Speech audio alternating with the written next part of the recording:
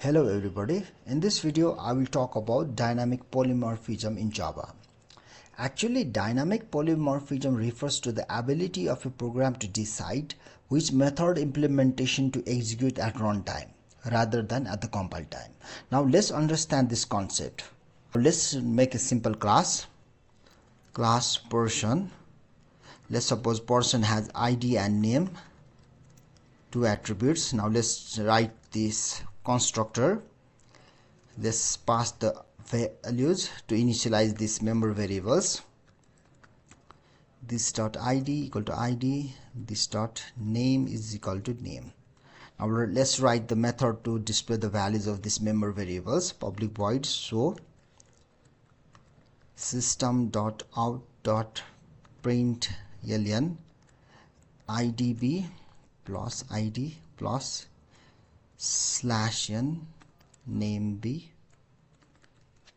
plus name. Okay, simple.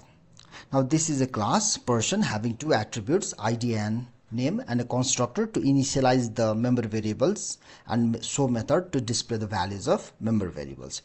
Now let's make another class student that will be extending this person class. Okay, extends it, that means person will be inherited by this student class. Okay, now let's have one attribute for student. Let's suppose school, string school. Okay, now let's declare constructor for this student.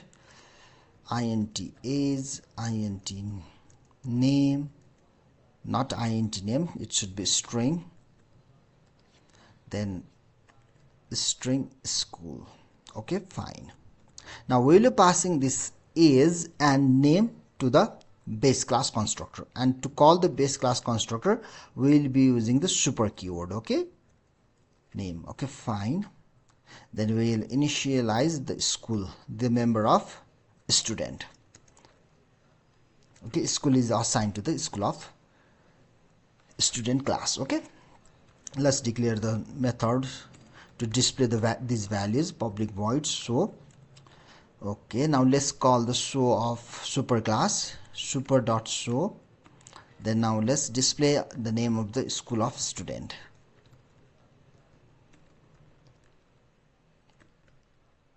School plus school. Okay, fine. Okay, what we are doing here is we are creating the student class which will be inheriting person. Student has school as a member variable, and it has the constructor which takes three arguments: integer is, name, string, name, and then the school.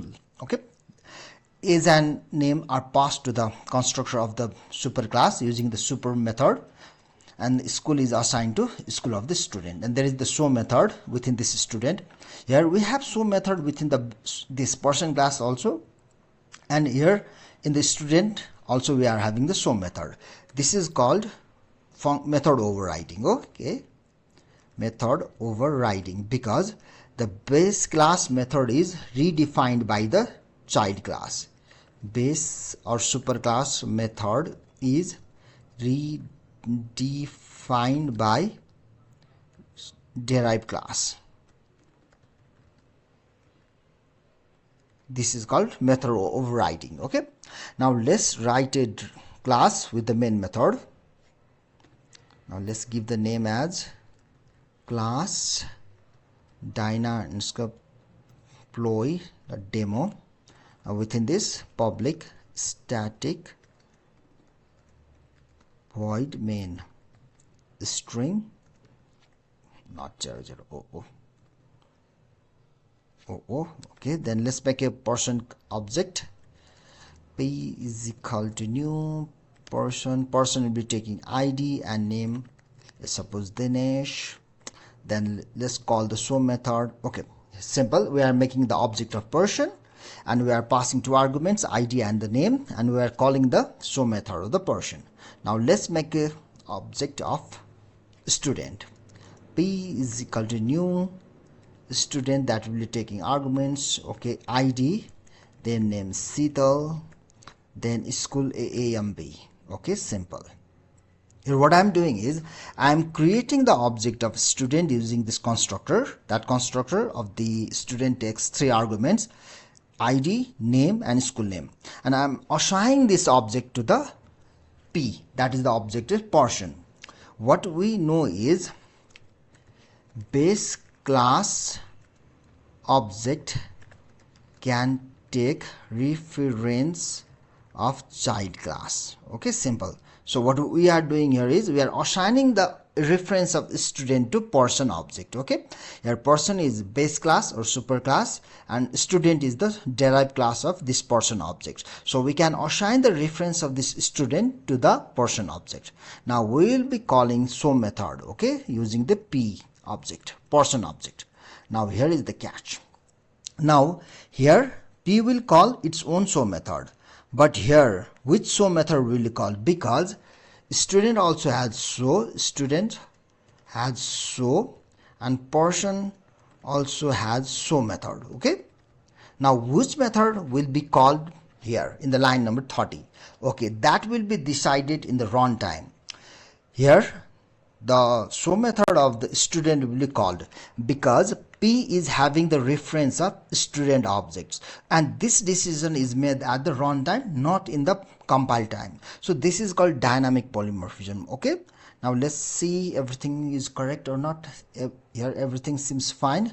Now let's execute this. Java C. Okay, no problem. Okay, now you can see here. First, this is the person, ID1 and Dinesh.